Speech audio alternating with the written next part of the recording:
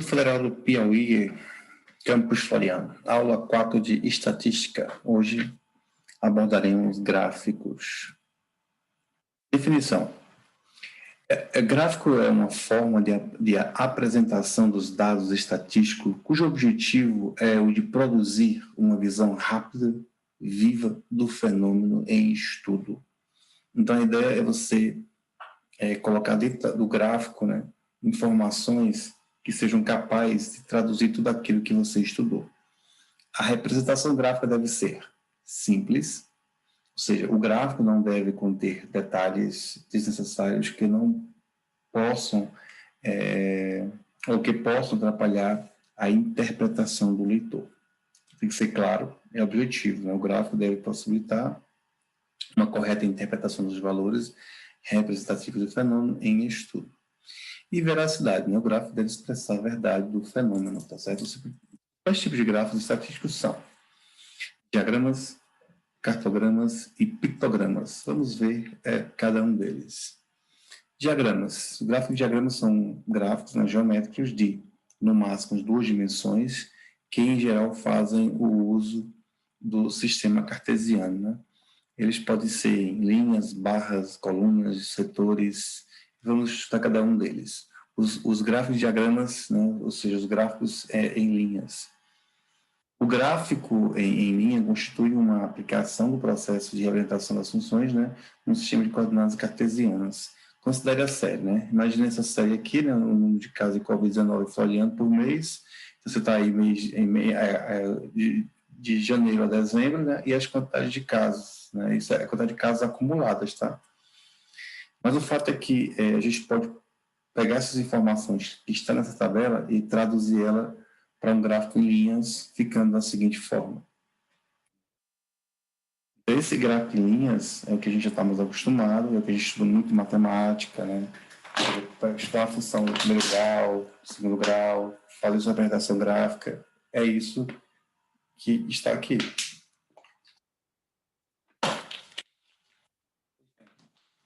Esse gráfico aqui é um dos mais utilizados, né? E nesse caso aqui fica bem claro, né?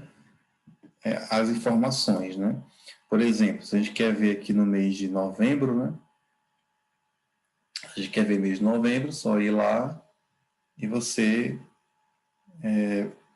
faz a projeção no eixo Y e ver a quantidade do mês de novembro, ok? E assim por diante, tá certo? Julho, você projeta, então julho é aproximadamente 500 casos, e assim por diante. Bom, diagramas e gráficos em colunas, né? É a representação de uma série por meio de retângulos expostos verticalmente, né? Os retângulos devem ter a mesma base e alturas, né, são proporcionais. Então, está aqui um gráfico em colunas. Cuidado, tá certo? Veja que esse gráfico, eles estão dispostos, né, em colunas verticais, tá? E em uma dimensão apenas. Quando você pega o gráfico em barras, é uma representação por meio de retângulos, né, dispostos já horizontalmente, né? Ou seja, o que difere é só isso, de um para outro. E aqui são esses tipos de gráficos são utilizados quando queremos representar simultaneamente 2 ou mais fenômenos estudados com o propósito de comparação. Né? São os gráficos de coluna ou em barras múltiplas. No caso aqui, veja só, né,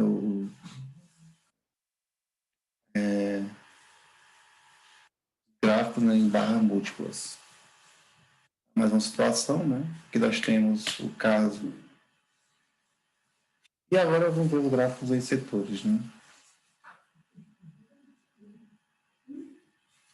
Obtemos cada setor por meio de uma regra, né, de 3 simples e direta, lembrando que o total da série corresponde a 360 graus, né. Esse é um problema muito usual, né, muito conhecido, né. E aí você consegue representar o mesmo gráfico lá de caso de Covid da cidade de Floriano num gráfico de setores, né. Então, cada cor representa aí um mês e a faixa, né, que está simbolizada na a cada mês representa, é proporcional à quantidade de casos, né? E está aqui na coluna do meio, em amarelo, os seus cálculos, né? Que no caso não é o foco aqui para a gente. O foco para a gente aqui não é montar gráfico, né? É apenas mostrar para vocês os tipos de gráficos, ok? Cartograma. Cartograma é a representação sobre uma carta geográfica. Este gráfico é empregado quando o objetivo é o de figurar os dados estatísticos diretamente relacionados com áreas geográficas ou políticas, né? E está aqui eles, né? Esse é o gráfico conhecido, né? Muito usado nos livros de geografia, certo? Está aqui mais um exemplo, né? Os dados relativos.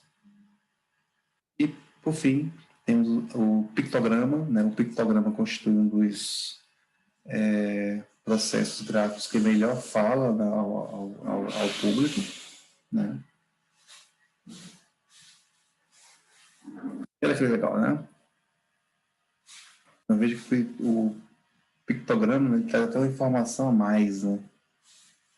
Então, ele traz ele traz sua forma ao mesmo tempo, né?